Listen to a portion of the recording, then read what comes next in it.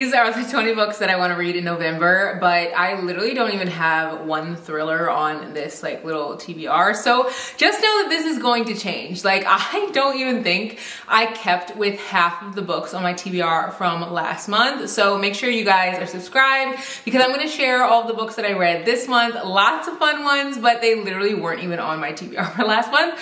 I'm a huge mood reader, so I feel like I pick books based on literally how I'm feeling, and I usually read between 16 to 20 books a month. And yeah, let's get into all these books that I want to read in November. I'm hoping that maybe I can read 20 because around the holiday season, I just like want to be inside reading my books. I want to be cozy.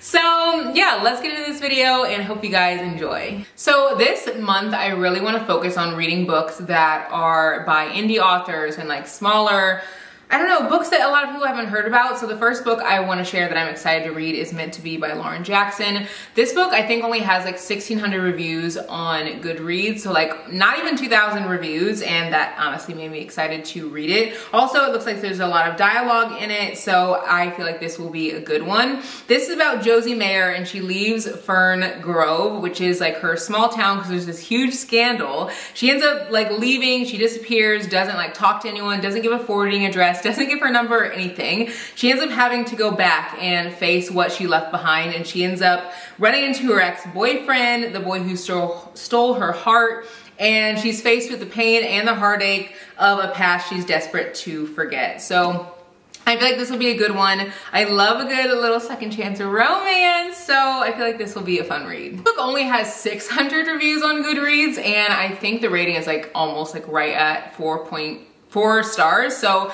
I want to pick it up. It's called A Friendship Contract by Mia Heitzelman.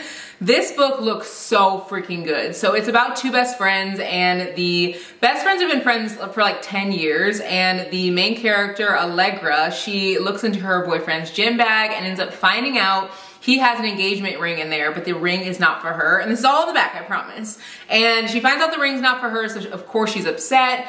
And Damon, who's her best friend, he's like always been in love with her. He's like, hey, you know what? You're gonna get through this. It's okay. She ends up like showing up at his house with like a moving company and being like, hey, I need a place to stay. So they come together with a friendship contract that pretty much at least it looks like that, unless it's just like the back is like making a play on words for the friendship contract, but it looks like they make a contract that says like they'll just be friends, and it says they have a wedding to go to with a +1, and I'm assuming they're gonna go to the wedding together as friends, and it just, it looks really, really good. I love a good friends to lovers story. This one also looks like there's a lot of dialogue in it, and the words, like I'm really big on words in books, and it looks like there is not only a lot of dialogue, but the words are really like, look fairly easy to like read, and the chapters are pretty short. So this is gonna be one that's at the top of my TBR for sure. This book called The Words by A. Jade is a book that I've heard so many people talk about, but I didn't want to read it because the cover like literally had a man on it, and they ended up updating the cover, and so now it doesn't, so I picked it up. It is thick, and I actually decided to pick less thick books this month because last month I picked up a lot of, or not last month, but like in the month of October, I picked up a bunch of like thick books, which I feel like can easily get you into a slump if you're reading like long book after long book after long book. So I want to kind of like mix it up where this month I have like a couple thick books and then shorter books and like have a better balance. But this says it's an edgy enemies to lovers standalone romance about mistakes, forgiveness, and second chances. He was a talented bad boy everyone wanted. I was the irrelevant geek everyone hated. He was the sun drawing all of us in. I was a black hole taking up space. He was destined to be a star. I was destined to remain an insignificant no one until he made me believe I was special. And then he destroyed me. I never thought I'd see Phoenix Walker again after he broke my heart, but fate had other plans. 1 tour, 8 weeks, 40 shows, countless opportunities to make him pay. And this has so much dialogue. I actually have never been in a reading slump, but this month I have had so much going on in my personal life. So it's been very hard to make sure I stay out of a reading slump. And the one thing that keeps me out of reading slumps is quick books. Like not even, it doesn't even have to be like fast. Like obviously this is thick, but books with lots of dialogue makes the book feel like it's more fast paced than if I'm reading like lots of descriptions, like the birds flew in the air and like, you know what I mean? So this one has literally the entire page is like all just them talking.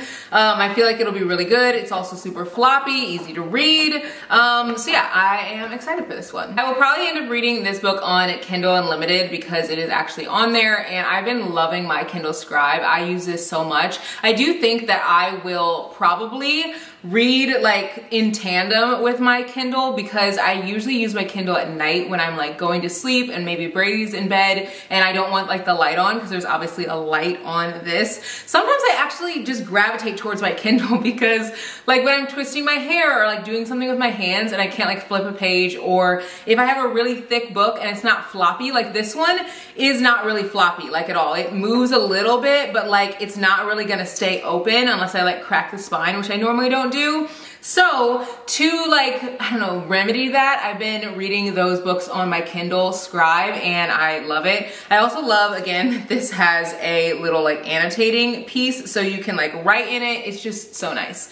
Anyway, also I love that it's like a great size. Like look at the size. It's literally almost the exact same size as a book, like in height. So it's definitely larger here, but part of this is also what holds the pen. Like this part right here holds the pen. So like probably this right there is the difference in the size. I don't know. I love it. Anyway, I have a whole video on my Kindle unboxing, but I love it. And I've been just tandem reading a lot of books on my Kindle, and this is one I probably will read just completely straight on my Kindle because it is on there and it's also like very, it's not floppy, it's kind of stiff. On the back it says it was supposed to be one night only. It ended up being the best night of my life, and everything that happened after that was against company policy. Now, Danielle Allen, I think, can easily become one of my like auto-buy authors. Her writing is so fast paced. Like she just has so much dialogue in it that the characters feel very real. There's usually text messages in it or like emails and things like that. But I've only read one book from her. I read Continuum. So this will be like the tiebreaker to decide how much I like her books, but I feel like I will really enjoy this one, especially if I read it on my Kindle Scribe. I love Lauren Lane as a writer. I read To Sir With Love years ago, and her writing reminds me a lot of like how fast-paced Colleen Hoover's writing is. It is not the same type of writing, like it's not at all, but the way that Colleen Hoover's writing, I feel like hooked everyone in like 2020 and got a lot of people back into reading. I think her books are very similar. This book is called You Again, and on the back it says, they have to stop meeting like this. After a disastrous meet cute turns into repeated meetings, a free-spirited rebel and a stodgy rule follower come to realize that the one they can't get away from is the one they can't live without. That alone has me freaking hooked. I love a good hockey romance, and so many of you guys have said that Alexandria House is a great author, so I'm gonna read Gold this month, and I also own the second book in this series already because I've just heard so many good things about her writing. And this says, for Malik Jones, hockey is his wife, everything and everyone else is his mistress, and aside. When unexpected responsibilities land in his lap, the balance of his world is disrupted, changing the way he sees everything. Trying to figure out life while recovering from trauma, Nuri Knox finds herself in a desperate need of the one thing Malik has to offer. In each other, they discover what neither of them expects: love. That alone has me freaking hooked, and I am excited to read from a new author. I've never read anything from this author. And another thing I want to do just like this month, but also going into the new year, is like check out more authors, and I feel like I've done a good job of not only having diverse reads, but also having reads from indie authors that aren't necessarily in like big box bookstores. But I also want to read more from new authors, so this is a way to do that. I heard a lot of great things about Into the Tide by Laura Pavlov, and my friend Joe actually read this whole series and loved it. But again, I'm a big, like, I don't know, I can't read books that are like don't have good covers on the front. I don't even know, like I just can't. So I am so glad that this has like a new cover. It used to have like couples on the front. I just wasn't into it. But the back has like a big blurb, but pretty much this is all you need to know. It says, she's my best friend's little sister, completely off limits, but every man has his breaking point. That alone has me hooked. I think this is also supposed to be a little bit more spicy than some of the other ones I've shared. And I try to sprinkle like spicy ones in, but also ones that aren't spicy. I don't like too much of either. I like a good balance. Like if I read a spicy read, I usually read a book that's not spicy after, especially because I read primarily romance. And this one looks like a good one. Another new author I've never heard of before and never read anything from, but I've heard that she is really good. I just haven't read anything from her writing, so I'm excited for this one. I love Tiffany D. Jackson, and I'm going to be reading Groan this month, and I'm gonna try to buddy read with my friend Alex. We're actually meeting up in a couple weeks to do like a little book shopping day like we did in the past. It was her first time going to a bookstore, so this will be her second time going to a bookstore. We're gonna go together, but I'm gonna surprise her with a little book. I actually picked up a book in Chicago to buddy read with a friend, and it was one of my like scavenger hunt type things that I had to like pick up a book to buddy read, and I thought that this one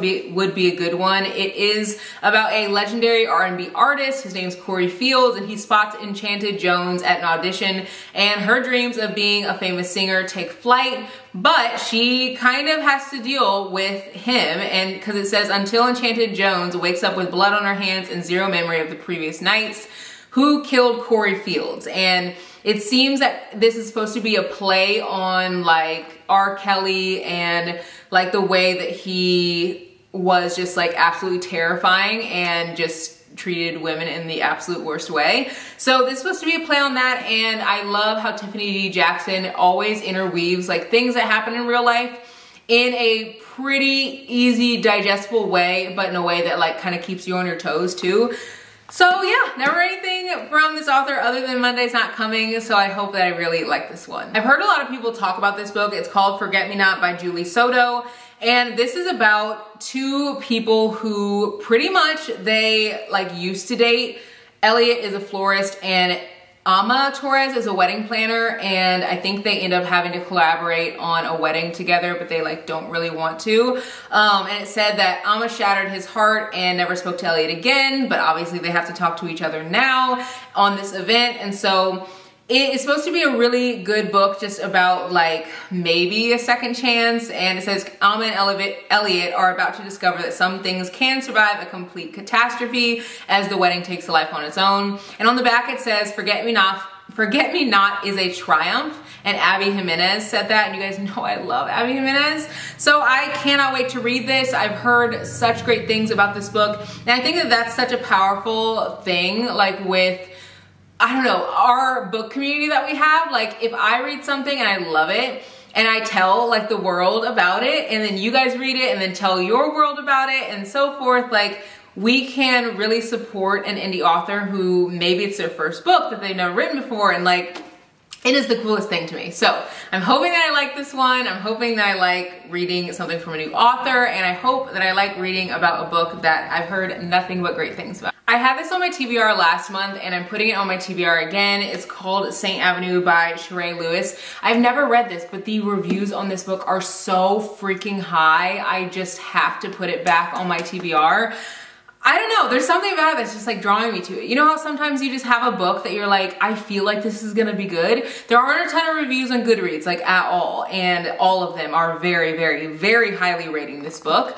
So I have to pick it up. And also like the first page, I feel like really gets me into the like book. Like literally it says, "What the F," Yasmin whispered, rising from the chair. This couldn't be. Her ears had to be playing dirty tricks on her. She looked to her right at her attorney, Grace, who rose from her seat.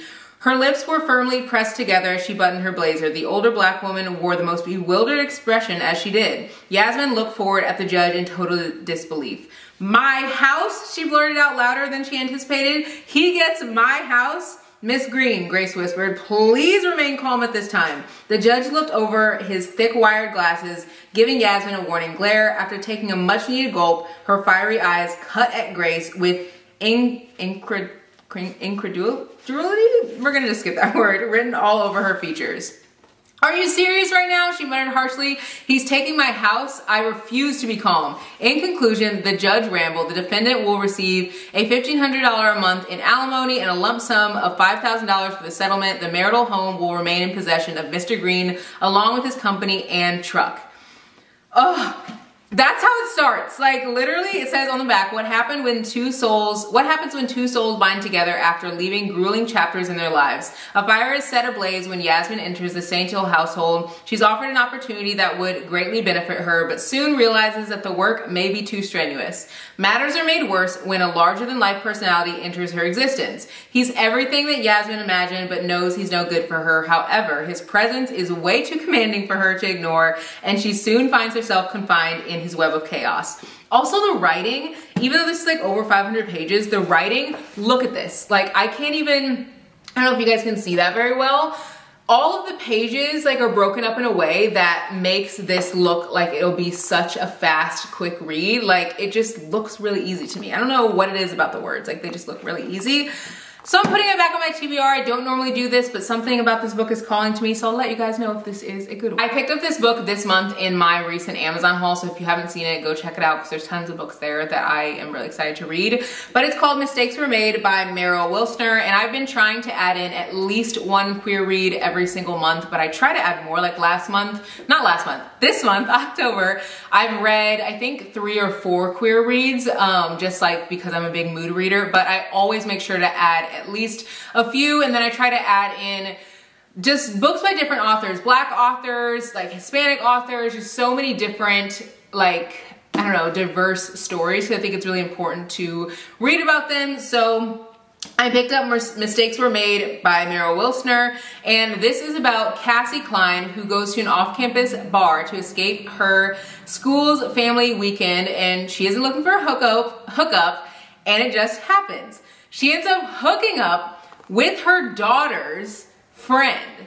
Literally, can you imagine? And I think that the main character is like a little bit older. It said, what should have been a one-time fling quickly proves impossible to ignore, and soon Cassie and Aaron are sneaking around. Worst of all, they start to realize they have something real, but is being honest about the love between them worth the cost? Because obviously, like, Aaron's in college, I'd assume, if she like goes to her daughter's college and like during family weekend and hooks up with her. So this just looks good. This looks messy, it looks good. That's what I need this one. I feel like I love reading romance in like the fall and the winter, but the romance I read in the summer is so different than what I read in like fall and winter. Fall and winter, I want to feel. I want emotions, I want to cry, like I want all of that. And then in the summer, I love reading like the happy, fluffy, easy reads because it's summer. So this is a book that I am hoping is going to give me all the feels. It's called Finding Jupiter by Kellis Rowe. This is a debut book by a Black author, and actually every book that I've shown you guys, like every other book, is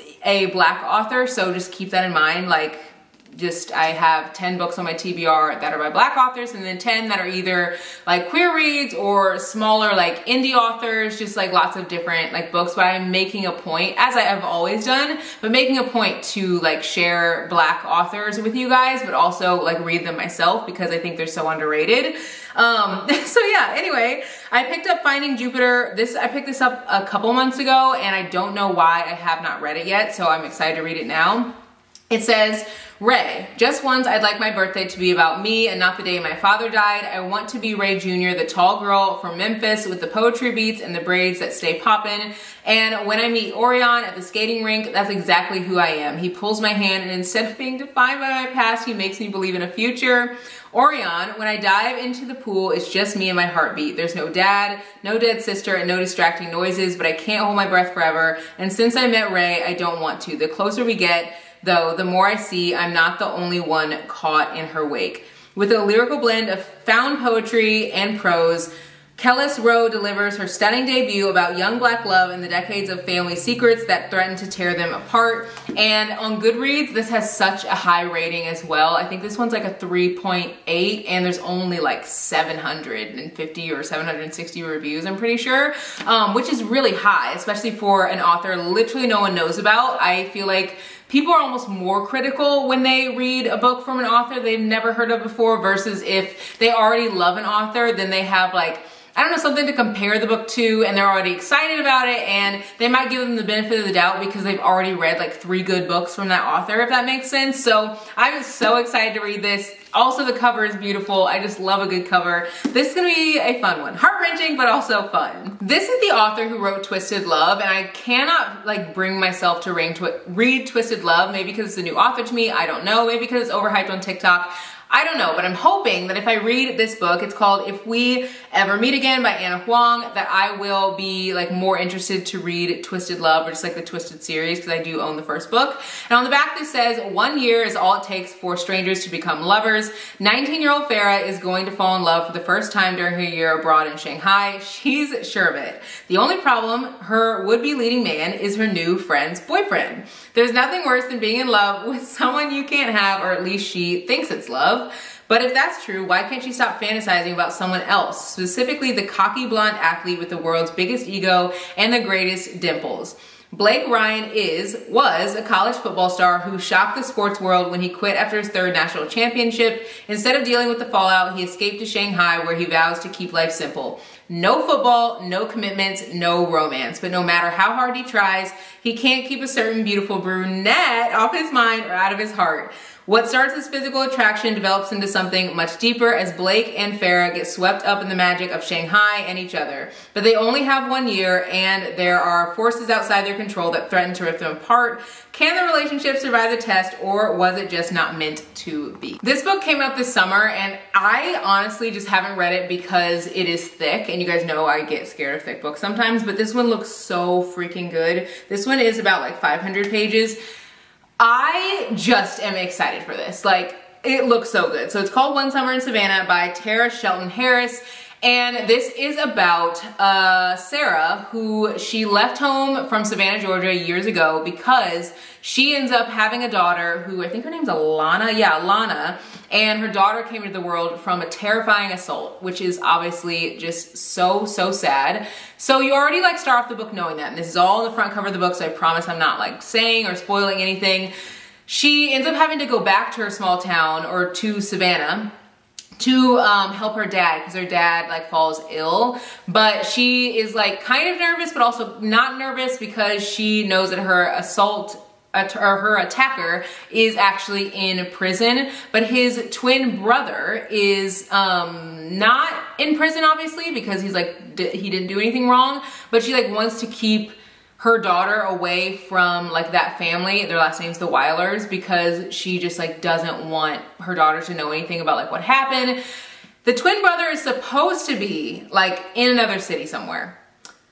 Comes to find out that the twin brother, Jacob, he is actually back in town, and it says she soon learns that Jacob has also just returned to Savannah to piece together the fragments of his once great family. And when their two worlds collide with the type of force Sarah explores in her poetry, Jacob and astrophysics, they are drawn together in unexpected ways. It almost is seeming like maybe they fall in love, and like maybe he doesn't know about what happened, like Jacob, because he's trying to come back to piece together what happened with his family. This looks so good. Like a romance, but also like, I don't know, pain and heartbreak, and just, I'm ready for this. I'm ready to cry. This is what I look for when I look for books that are like romance books in the fall. This is literally what I want. So I'll let you guys know if I love this one. I found so many books at the Last Chapter bookstore in Chicago, because it's a romance bookstore, but they share so many books by indie authors, which I love. And I found the Lie by Carla Sorensen there. And this actually is like a new cover. The old cover, I think, was like people in the front, which you guys know isn't my favorite. So I ended up getting this, and it looks really good. There's also tons of dialogue in it. And on the back it says, rule number 1 for the team owner's daughter, don't date the players, especially not hot-headed tight ends with tattoos and impulse control problems. That's why Dominic Walker is completely off my radar. Sort of. Babysitting the team troublemaker when he's forced to volunteer for the foundation where I work means I can't exactly avoid him. I wish I had, though, because once I get to know Dominic, it's almost impossible to ignore the feelings he brings out in me. Pretty soon, I'm breaking all my rules. I just have to hope he doesn't break my heart in the process. So I actually might end up reading 2 books from this author, because I didn't put any Christmas books into this TBR, because I put some into my TBR for October, and I didn't end up reading like really any. And so I want to make sure that I'm like reading what I'm in the mood for, and I don't know if I'm gonna get in the mood until like late November, early December, and so I'm just not gonna add them in, but I might end up adding in a Christmas book by this author. I'm not really sure. But, or I might not end up following this TBR at all, to be honest, because literally in October I didn't follow my TBR like hardly at all. But The Problem with Dating by Brittany Cherry is a book that just came out, was literally just released, and I've heard great things about her writing. I made a post about Black authors to like read, and it was on Instagram. Make sure you're following me there because I do share lots of like bookish things on Instagram and TikTok. I also share on stories every single day, a post every single day, and I share a post every single day on TikTok. So anyway, I shared a post about like Black authors to like check out, and so many people were like, don't forget Brittany Cherry, don't forget Brittany Cherry, she's great. And I shared 10, but I've never read anything from Brittany Cherry. So like I personally wasn't gonna be like read her books because I haven't read them.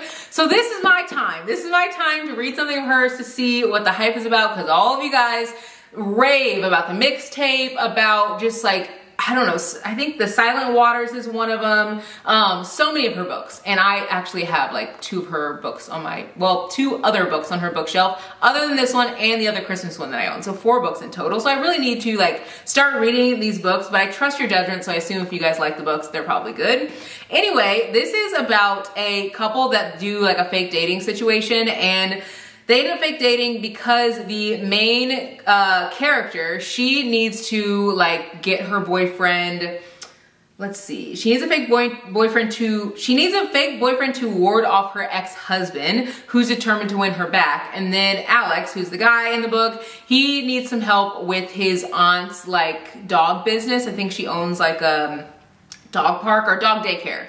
So they end up teaming up to be like this fake relationship, but as things go in romances, things get a little cute, get a little like, I'm having feelings for you, and it just looks good. It says, with every playful touch and lingering glance, I can't help but wonder, was this fake relationship with Alex secretly pinning its own authentic ending, or was I risking it all for someone who was nothing more than make-believe?